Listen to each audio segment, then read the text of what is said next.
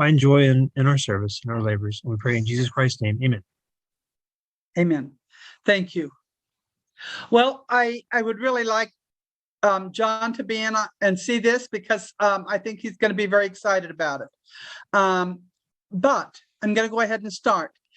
Angel was at our stake indexing party yesterday, so she got in on this already. Jeff, this will be maybe new to you, or you might, I'm seeing it all over Facebook today. Maybe lots of places are already discovering this. So here's the thing.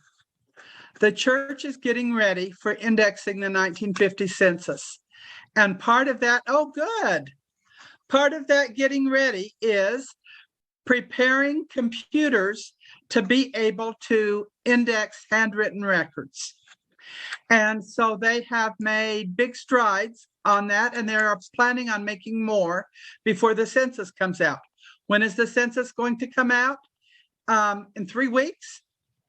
So that's very exciting. So they have analyzed the situation, and they have decided that the more they can get computers to do the first time around, the better.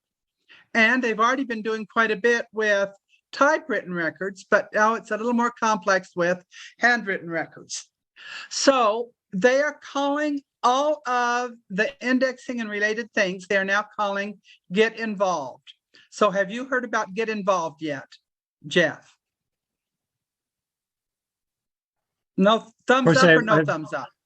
Of course, I've noticed it on the menu. I was in there recently and looking for the index. That's where I found it. Yeah, just exploring. Okay.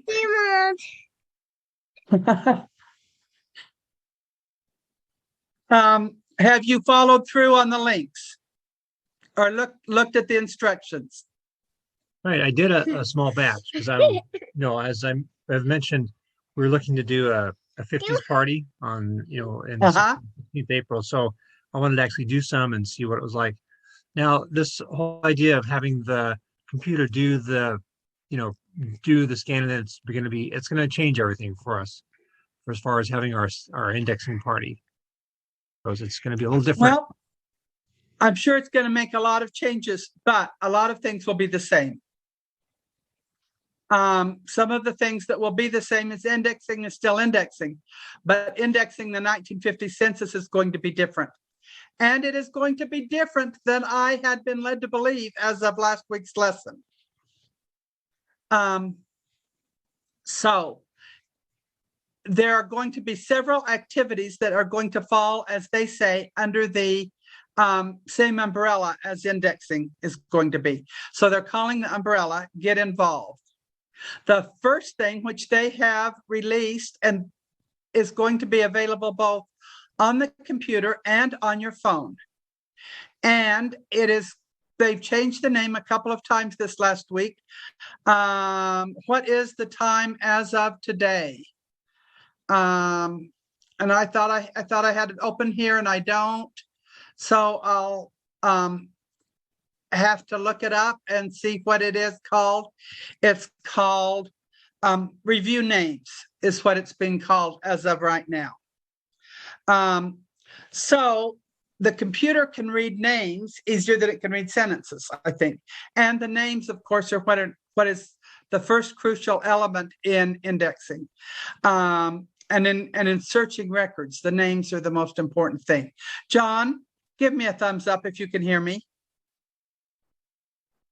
Oh, good. John's hearing. So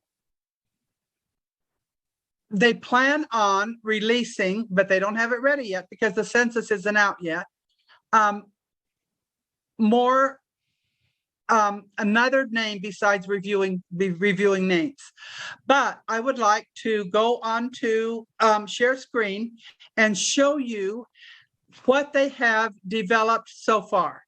So far they have developed, if you come to main family search page and you come over here to where it says Get Involved, and like you mentioned, Jeff, it used to say indexing there and now it says Get Involved. And so if you click on Get Involved, then you have the option, one of the options is indexing, and one of the options is opportunities. So if we click on opportunities, we see that the two opportunities that are open as of today are indexing and reviewing names. And so when I first see this, it's making a suggestion for me to index Wisconsin birth records. I can go ahead and open up indexing, find projects, and choose what other names. I don't have to do Wisconsin. But the new thing here is the review names. And so if I click on get started, they are going to use what they're going to call affinity. And what that means is that they think that people will be more interested in searching for records of people in their locations with their last names. And this is how the census is going to work, apparently, is you will come to a screen like this, and you will choose the country you want to do. So far, this is the list of the countries. So we had one sister that came to our activity yesterday, and she was from Mexico. So she chose Mexico. John is very likely to choose Mexico. I chose the United States. And then from there, you choose a state. I told everyone yesterday that I was starting with Montana because Montana had beautiful handwriting on their records. Montana's not on the list anymore. So apparently all that was prepared by the programmers and those that do that about Montana has already been done. So I'm going to choose instead Missouri. And Missouri doesn't have the same records. The records that were available in Montana were the deed book indexes. So you could tell very clearly what the names were and whether it was people buying land or selling land. Now in Missouri, it is the deeds itself. And it's giving me the last name to choose. And so the last name that is most prevalent in my history for Missouri is Michael. And I looked up Michael, and they said they didn't have any Michael records. Would I like to do some other names? So I said, sure. And in this case, I can just go right to search and choose this. Now it's going to take a minute for it to load. And this right here actually does look right off like a deed. So maybe it's another record that they have ready. So it is going to give me 20 opportunities to see if the computer indexed the name correctly. And if I look at this, I see something, and I see that the computer has indexed GRUN. I don't believe that is a name. I believe that is a list of something that somebody owns. So I'm going to come down here to this. My main options are match. No, it's not a match. Unsure. I'm sure it's not a match. Edit. It's not a name, so I don't see any reason to edit it. So I'm going to come on over here where it says transcription error, and I'm going to click on that, and I'm going to say it's not a name. And I can describe the issue.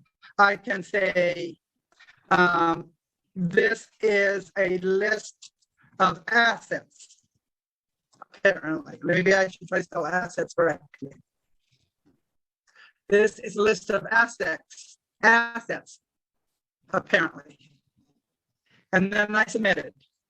So then I go on to the next one.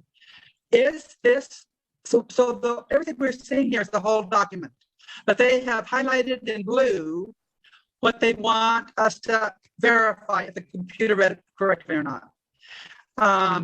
William, that does look to me like the word William. So I'm going to click match. Then it is going to take me over to this. Now that does look to me Logan. So I'm going to say match. Now it's going to say William Logan. I'm going to have to come over to the other side of the document to see if there's any more blue. There's no more blue. The only thing that's showing in the edited square is the word Logan. So I'm going to say edit, and I'm going to erase William. And then beside it, I'll say submit. Now, here is the name, and it's showing me 3 different blue highlighted areas. So apparently it's 3 words. Now, do I think that that's all a word? Yeah, I mean, all a name? Yes. Susan, I agree with that as Susan. Mariah Foster, I agree with that completely. So I'm going to choose match. Now, executed by Joseph. Yes, I say that Joseph is correct. Foster, yes, I say that Foster is correct. Now here, it just has Susan Mariah for the 2 blue lines. I'm going to choose match. Now, a lot of these are going to be duplicates, and that's because in this deed, it has the same people selling and buying land to each other. Foster, match. Okay, and here again, the computer has said William Logan, but the only thing that's highlighted is Logan. So I am going to make that a transcription error because I want the computer to start learning. And I'm going to say only one name is highlighted. 2 names are in the white box. Now, I presume that there's someone at a records operations center or something similar that is going to check all of these notes that I'm making and further refine it. William Logan, yes, that's a match. A.C. Goodman, yes, that's a match. A.C., yes, that's a match. Goodman, yes, that's a match. Okay. Is that a W.M. Logan?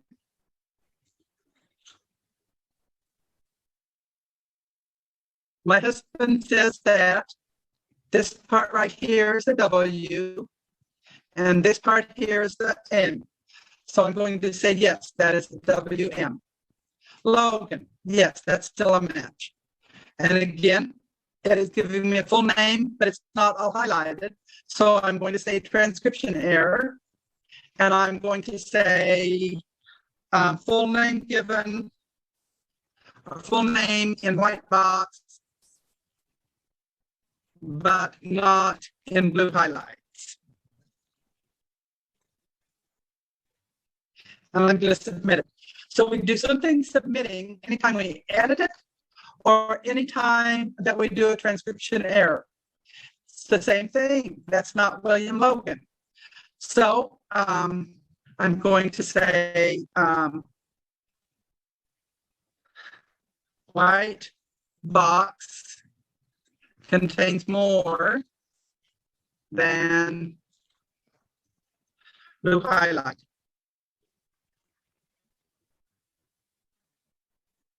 I could have also just said unsure. Now, this time it says William Logan, and I believe it's the whole thing, so yes. And the WM match. Now, we've just done 20 names. We just have done whole batch. Now, we have done this on the computer. So, Michelle, you missed the beginning of what we did here. This is the way of, have you heard of this before, Michelle? Wave if you've heard it before. Michelle's not waving. Oh, you have? I'm not sure where you're at exactly, Nancy. Where are you? Okay, so I'm gonna start over again. No, you don't have to start over for me. I can ask you questions after the fact. Just continue with what you're trying to teach and I'll catch up. Okay. So the exciting thing from this last week, and it started at Roots Tech, and then there was more this past week, is that Family Search has given us more information about how we are going to correct and review computer indexed documents. And so the set of documents that they have opened, they're calling review names. And the way you find this is you go to familysearch.org, and in the blue highlighted line up above, and I have too much stuff at the top of my page right now for me to be able to see it, but next to the green logo that says Family Search, and it has the little icon, are a bunch of words. And one of the words used to be indexing. Now instead it is get involved, because they are calling this expanded information getting involved. And indexing is one of the parts. And when you open up that tab, one of your options is My Opportunities. And so the first thing on your opportunities that it's going to show is that you can continue to do indexing. The next thing that you're going to be able to do is review names. And so when you're doing reviewing names, you are following their new program of choosing locations and last names that you're interested in. So lots of countries in Latin America are being listed, and the United States. Yesterday I was doing Montana. Montana is not being listed today. So apparently the programmers and checkers did not keep up to date with Montana. So I'm doing Missouri. When I first looked up Missouri, I looked up my name, Michael, and it says that they don't have any records for Missouri that need to be done right now with the last name Michael. Yesterday, one of the men in our class was from Pennsylvania, and his name in Pennsylvania was Fox. So he chose Pennsylvania and chose the last name Fox. And sure enough, they delivered to him records that had been land transactions with somebody with the last name of Fox. He didn't recognize them, but they were in fact the last name he was interested in. So when I don't choose a last name, but I just go to search, then I start seeing deeds from Missouri, and I see highlighted areas that are highlighted in blue, and I see what the computer determined them to be as what is in the white square. So then I could say, for example, yes, Ellison is correct, it matches. Roberts, yes, matches. Frank A, yes, it matches. The last name of Green. No, I do not believe that is Green. Because for one reason it has an I. So I'm going to say that I'm unsure about that being Green. Here is a James, and now there's two highlighted areas. And so one is for the word James, which I agree with. The second is the letter F, which I agree with. So I say match. So going through that, I very quickly can do 20 names. It just doesn't take longer than just a little bit.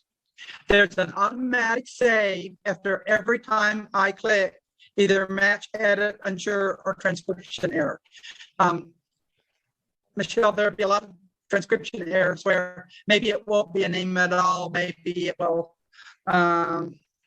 be a state of Missouri, for example. If it had up here and it was listing state as a name or Missouri as a name, that's not the name of a person. So we would say, we would choose transcription error, and we would say no. And we would try to give them a definition. Yes, Jeff. Yeah, well, I'm following along by doing this as you're talking about it. So I'm on a document that's I don't know. Anyway, it started out with the copyright in the top corner as a name. Oh. That's a transcription error, and now it's gone over to the date of records, date on the header. It's all header information. It's not names. Right. In transcription errors, yeah. And so live right there, I'm getting the very thing you're talking about.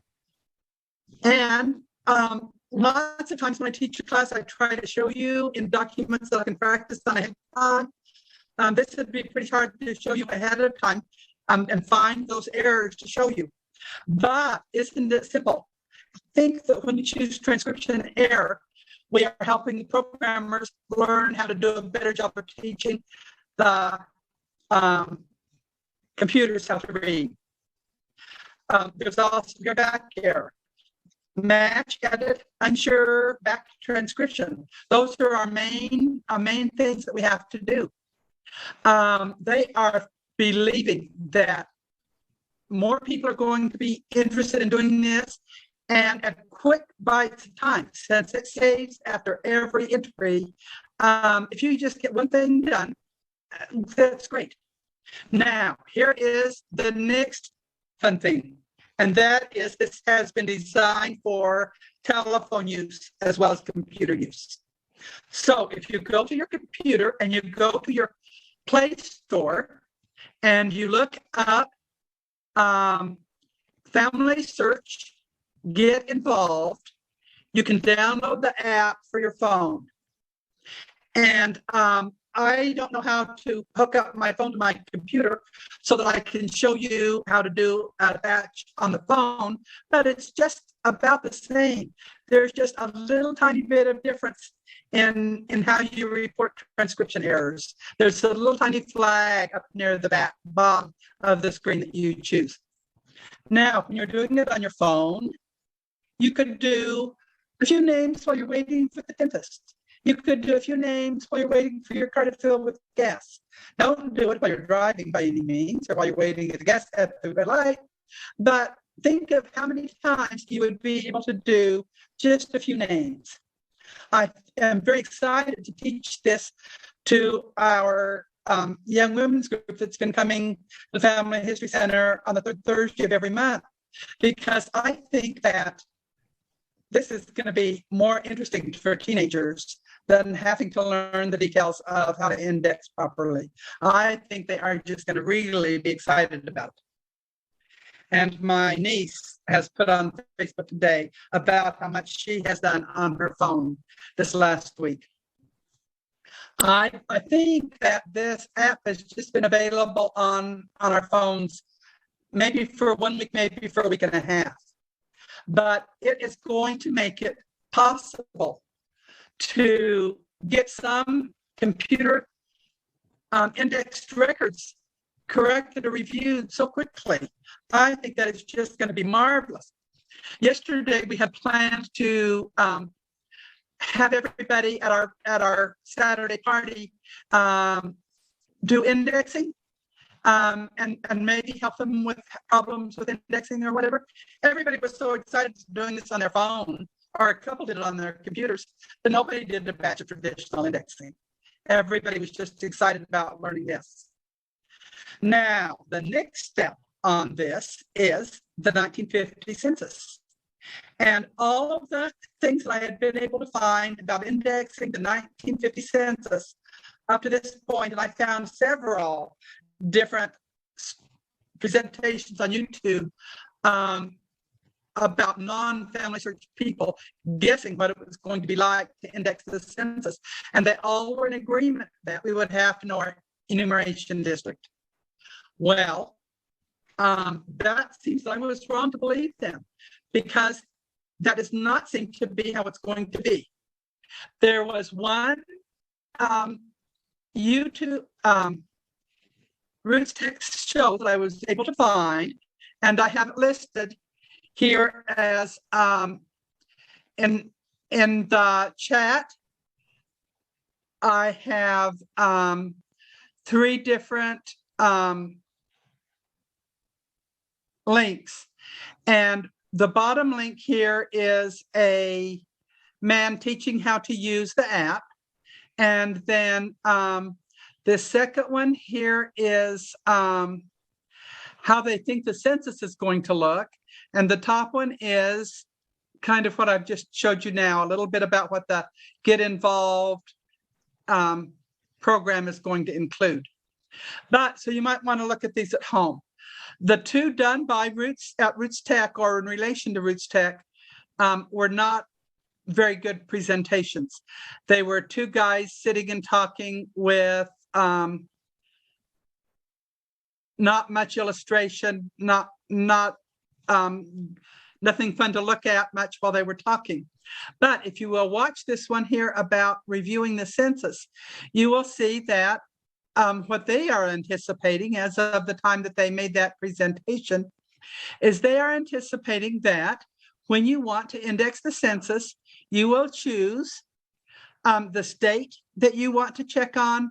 You will choose the last name that you want to check on and or review inside of. And if you want, you can also choose the county and the city that you think your last name or that your family is in.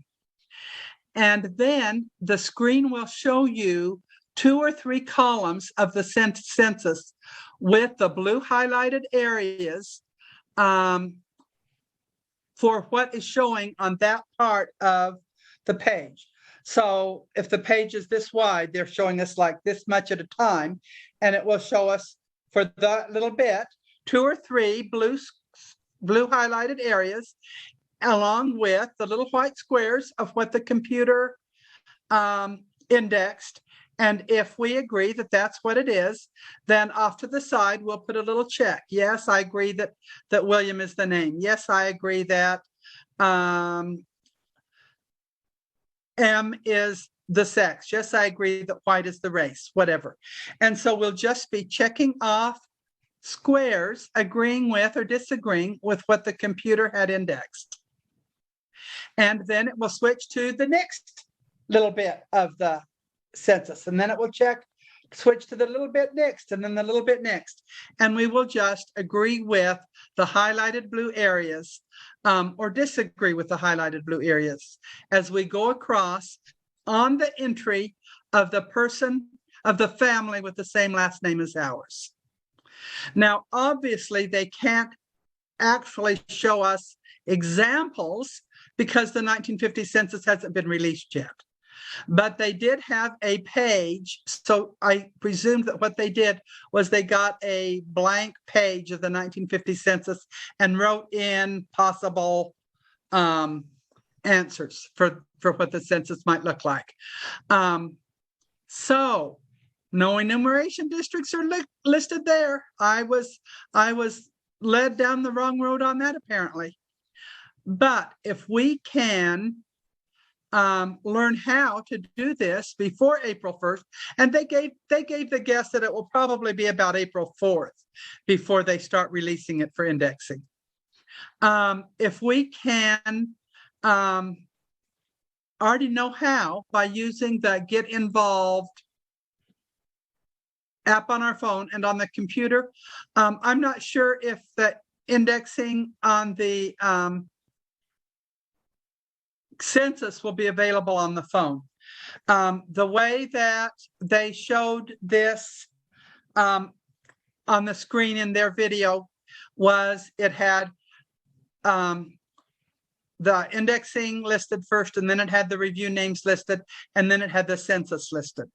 And they referred to the possibility that there are going to be similar things that are also going to be available as time goes forward.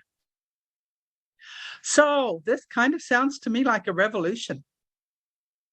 What we have done is indexing, and they've worked hard to make the programming better, and we've worked hard to do the best job we could do. It looks to me like this is a brand new thing. So Jeff, what was your opinion as you did what you did? Just did 20 names just now. Well, it's different. It means we're not having an indexing party, we're having a reviewing party. Maybe so. But if it's not till what week is it that you're going to do it? The third week? We're going to do it the same day as Diane was on the 16th. Is what we were hoping to do. Okay, the third Saturday in April. So maybe by the third Saturday in April, the census will be up in enough places that everybody that comes to the party can, in fact, do 100 names. Work on the census. Right, that's what we were hoping to do. So it'll be interesting to see how it goes. It's interesting to note that 10 years ago, when the 40 census was done, and that was knocked out by members of the church, did a lot of work on that right at the time, that things have changed, technology has advanced. Yes. And at that point in time, there were millions less, lots and lots of millions less than there are in the United States now. But they anticipated that if they could really get a lot of participation, it would take 6 months, and it took 4. Well, I think that this is likely to move very, very quickly. I think it's likely to work very, very nicely. Yeah. Do you have any comments, John?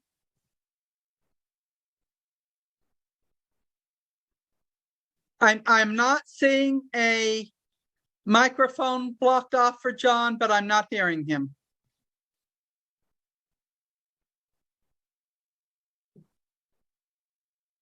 There it is. Yes, John. John, for a minute you were unmuted, but you're mute again. Mike's,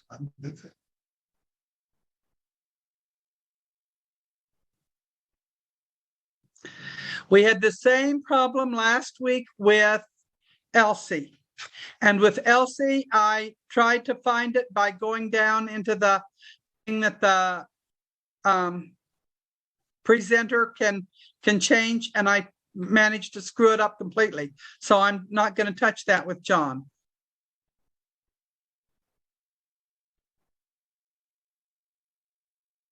John is coming to us from Idaho today, I think. Sydney K. Short, welcome.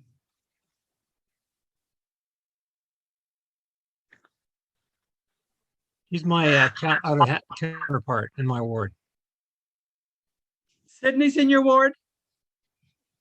Good. Welcome, Sydney. So now I need everyone to vote.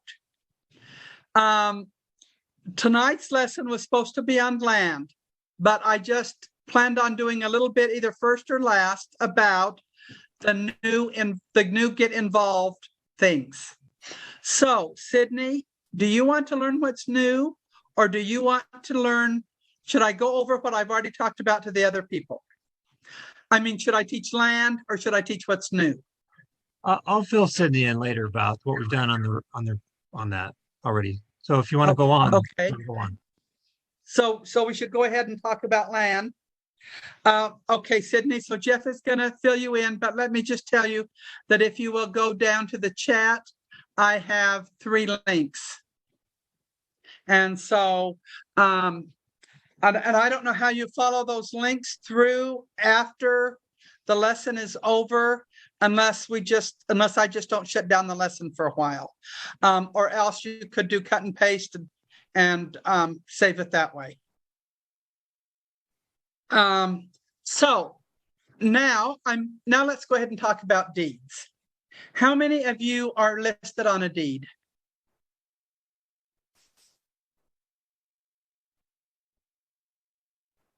Well, part of us are. Okay. Deeds are one of in the days before we had access to indexed records. And so then we said, in those days, we said there are 8 major genealogical record sources. Land records were one of the 8. So they still are one of the records that we look at, the main 8 that we look in for genealogical information. But nowadays we tend to use the ones that have already been indexed first. In those days, censuses had not been indexed. Now, where would we be without our indexed censuses? That is what we use first, is our indexed, at least in the United States. Index censuses is what we use first. And then from there, we go on to other records. So there's more than one kind of land record or deed record. When you go to the courthouse to look up a land record, the first thing they will do is look in the index of the people that sold land and bought land. And they call that the grantee, grantor indexes. And it is an alphabetical list. Every time somebody buys new land or sells new land, they go into the big book and open it up and write in their handwriting the name of the person that is buying or selling land. And then it also tells you what page that deed is on. And so then you can look up that deed book, and maybe it'll say it's in book A on page 73, or maybe it'll say it's in book Z in page 398, whatever. And a lot of the land records that we have available at Family Search now have not been indexed. And so if we go to look for them, and we would find them either under by looking in the card catalog, or else by looking in the Family Search Wiki for a particular location, they would not be indexed. So reading them would be like the old-fashioned microfilm readers. For the time being, there are only Latin American countries. I'm digressing. For the time being, the only get involved system is the United States and certain Latin American countries, which includes Mexico. But England and Scotland are not included at this point in time. Okay, so if I wanted to look for a land record for my ancestors in Missouri, I would go to the county that they were in and look for their deeds. And then I would, instead of turning the microfilm reader this way, I would use my mouse to go from page to page in the same reel of microfilm, and you would use thumbnail sketches here and there on the page to help you jump from spot to spot, and you can find the deed. What is the deed itself going to tell you? It is going to tell you who lived where, when, or at least where the transaction happened and when. So, for example, my William S. Michael, if I look for him in Johnson County, Missouri, I find where he bought land, I find where he sold land, and I find where he sold wine and where he bought a piano. So it is not always land that is listed in a deed, but usually it's land. And it's kept in the United States, it's kept on a county-to-county basis. Now, something happened years ago that was very disappointing to genealogists, and that is that they would want to know when the most important deeds are the first time somebody buys land, because they often say where they came from, and the last time they sold land, because either they told where they were moving to, or if they died, who was going to inherit their land, or who they were selling their land to because they were getting ready to die, or how the judge assigned the land transactions after their death. So those were the records that we looked for most often. But sometimes the first time they showed up in the deed book was not the first time they bought land. And you would say, I know they were there sooner. How come they're not there? And the reason is often that the United States owned a lot of land in the West, and they wanted people to move west and get it. They also, sometimes the United States owed people money, and they didn't have any, our young government did not have any money. So what they would do is they would give people land or sell it to them at a bargain price. So if we go to, I'm going to go back to share my screen, and I'm going to go to, I'm going to turn off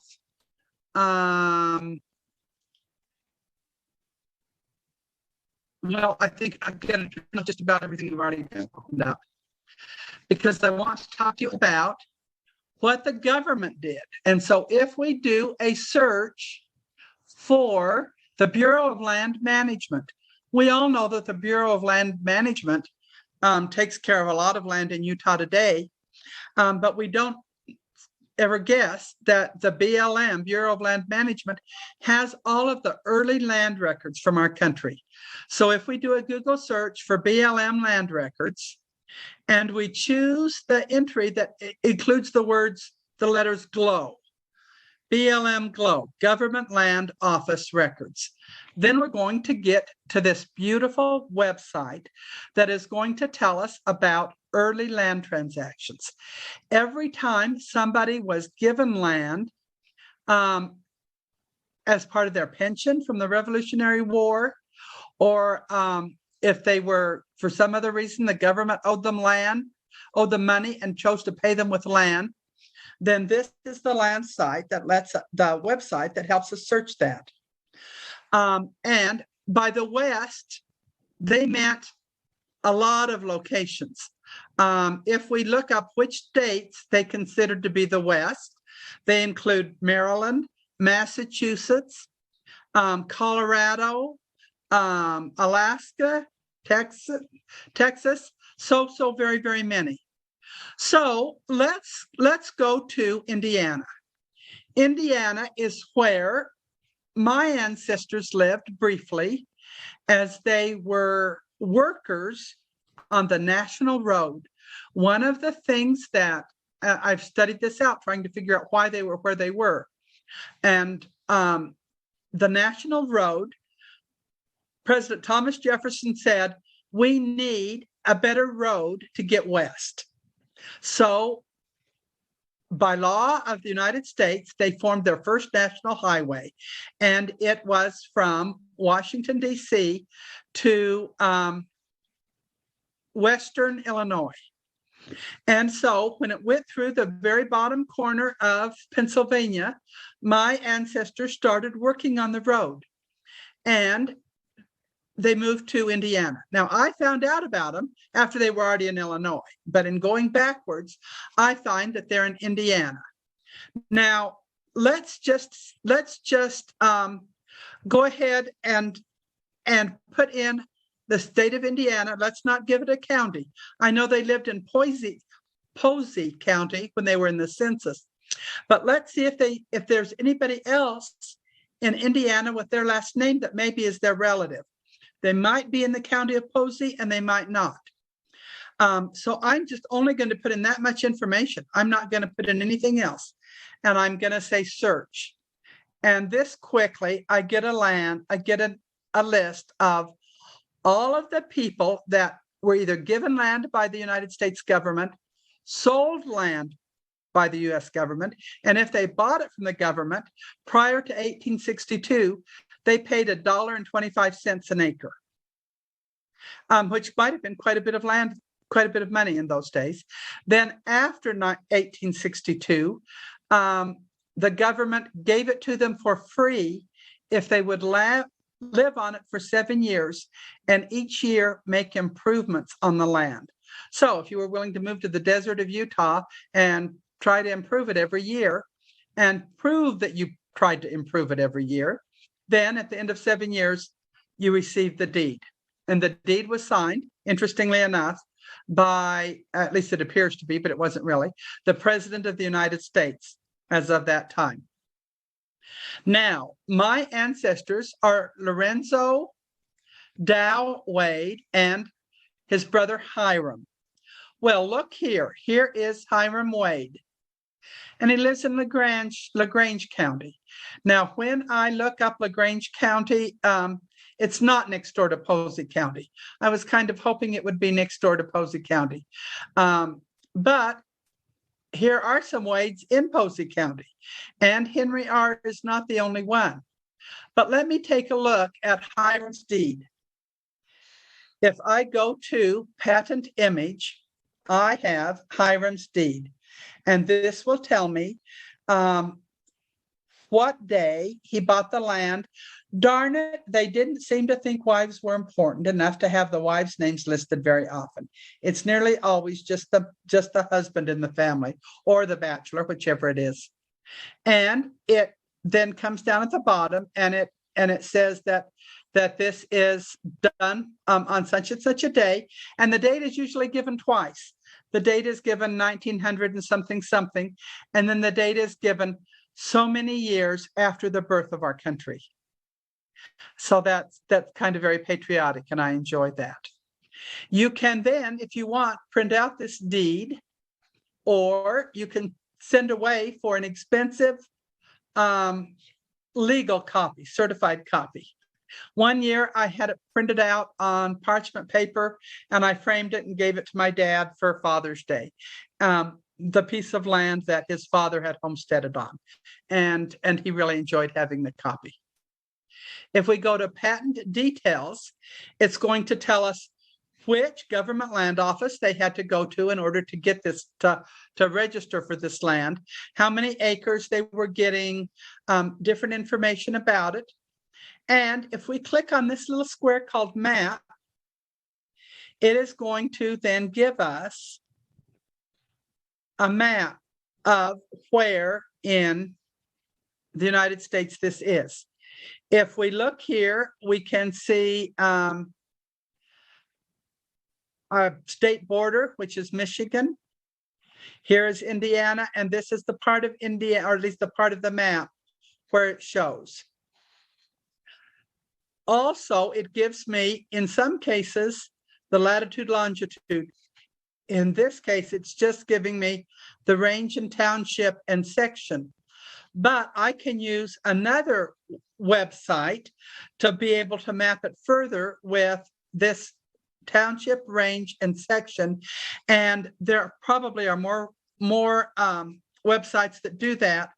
But the website called Randy Majors is the one that my son has used most successfully in finding that. Now that means that by going to this other website, I can find exactly on a map where my ancestors' land was by finding the latitude, longitude. Then I can type latitude, longitude into my smartphone on my maps feature, and I can get a turn-by-turn direction on how to find that exact place where my grandparents homesteaded or where Hiram Wade bought land. And I can go to that exact place. My gosh, we never guessed about anything like that back in the days when we were calling land records as one of our 8 major records. So we'll talk more about how to map, how to use the other sites like Randy Majors another time. Also, Google Maps is a good way to use once we've got the townships, the latitude and longitude. We can type that into, yes. Sorry, there's a couple of people who are asking questions in the chat. Oh, and I'm not seeing the chat. Yeah, sorry. What is the difference between the dark and the light orange highlighted section? Somebody asked. And there was another question about the get involved system that you can look at the chat anyway, but. Okay. Let's answer that question, a couple of more sentences on the maps, and then we'll get back to the get involved. So I think that this is the township range here, and then the aliquots, which means southeast corner, northwest corner, and sometimes it gets much more involved than that. Sometimes the land description will say that they are in the northwest corner of the southeast corner, and they keep breaking it down and breaking it down more and more. The smaller the piece of land is, the more they're going to break it down. The bigger the piece of land is, the less they're going to break it down. So I think that the section is what is the darker orange, and the township and range is the bigger area. Now, that is there are 2 different ways to describe where land is. One is with townships, ranges, and sections, and the other way is latitude, longitude. And latitude, longitude is much more specific than township and range. Township and range is going to usually be several acres, whereas latitude, longitude can be really just a few feet apart. Are there still questions about that down in the, I'm going to go back to Zoom. I'm going to go back to stop sharing my screen and going back to Zoom so that I can see this. Okay, Sydney, why don't you tell me if I've answered your questions? And Yeah. did it help you? Yes, that did. Thank you. Do you have ideas of things to go look for? Yes, thank you. Okay. Any of us who have family in the western half of the United States should go home after my lesson and look them up. It will please you what you find. And if you get more curious, as I did with my grandfather, I could request from the BLM his yearly report that he sent in or took in, proving that he had improved the land. And he told each year what his crop yield was.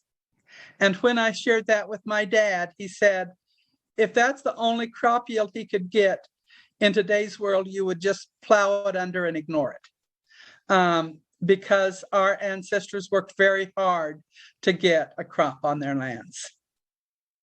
So I hope that all of you will say, okay, where do I think my family would have been listed? So if my last name my dad's name was Everett, I could go to Colorado and do a search for Everett in Montezuma County and see if he's listed there. Or I could just go Colorado and see if there's an Everett listed there. I would probably be able to find his mother's father, which would be my dad's grandparents, in Pueblo County. But it is just really interesting to do. It adds color to our families. Plus, it gives us a lot of specific information that just might tell us where they came from when. If we knew where they were when, we can order a marriage license. We can look for a death certificate. We can look for them in the census. We'll know specifically where to look for them in the census. We can get all kinds of good clues for our research. Okay, now I've got 4 more minutes. I'm going to go back to showing you what the screen looks like when you first look for Get Involved. So I'm going to open up. I think maybe I forgot to share my screen. Let me go back again to sharing my screen. So under the new umbrella of activities that are making indexed records available, here on this line of the Family Search site, it used to say indexing. Now it says Get Involved, because they're calling indexing and its sister activities Get Involved activities. So I can look for an overview, I can look specifically for indexing, or I can look for my opportunities. Now they kind of are giving me some information to keep me excited about indexing. You see, they can say that I have indexed 5,344 things.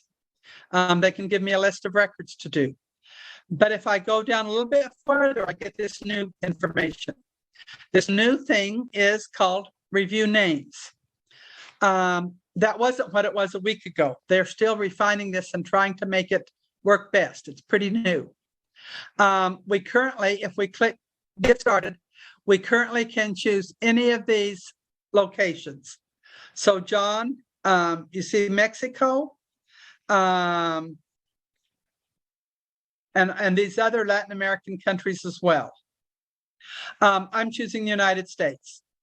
Now, they would like me to choose the state that I'm interested in. Now, the states that I'm most interested in aren't listed here. So I chose Missouri. And they would like me to choose the last name of my family that lived in that location. And when I chose the name Michael, because that was the name of my ancestors in Missouri, it said, oh, sorry, we don't currently have anybody named Michael in there, but would you like to check other records? And I said, yes, I would like to choose other records. And so then this is the screen that I get. And I have the option of going through bit by bit and seeing if I agree. This is the record from the state of Missouri. This is a highlighted word from that document, and this is what the computer says.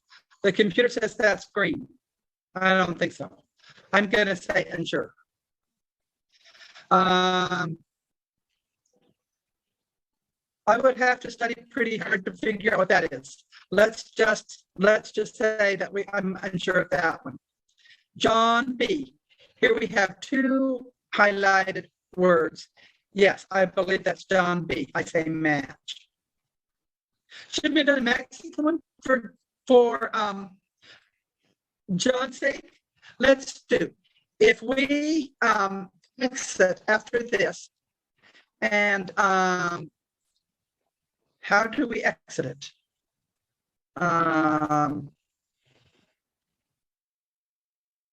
Okay, we came back to the beginning by just doing the back arrow. So get involved, my opportunities.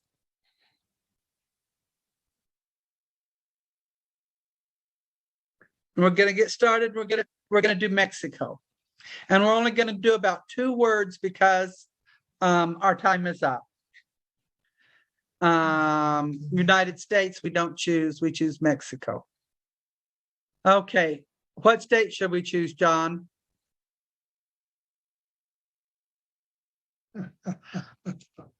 I'm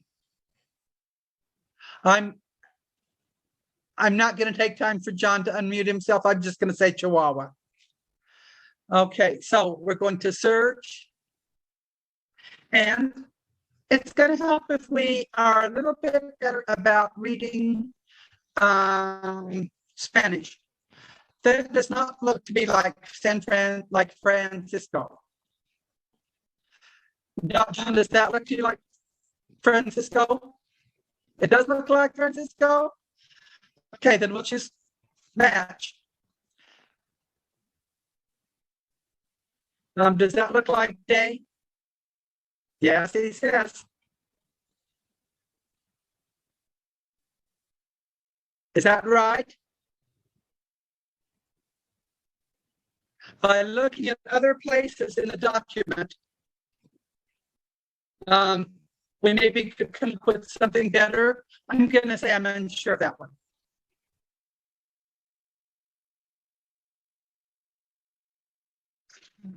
Now, because I had moved around, I've lost my highlights.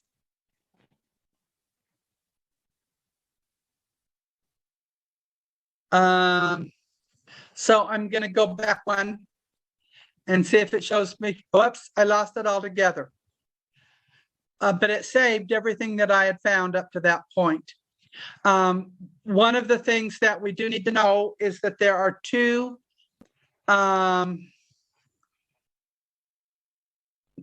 extra things that we need down in this bottom corner in order to help the computers how to read. And so there's this little thing that says transcription error, and on the phone app, it's just going to have a little flag. But it's going to give us what kind of transcription error. Most often we're going to have not a name. And so we'll click on not a name and we'll click submit. Oh, I had noticed this before. There's an advanced edit mode. Okay. Then there's also this area called record details. And if we click on record details, let's see what we get. We can look at the original document. In this case, it's the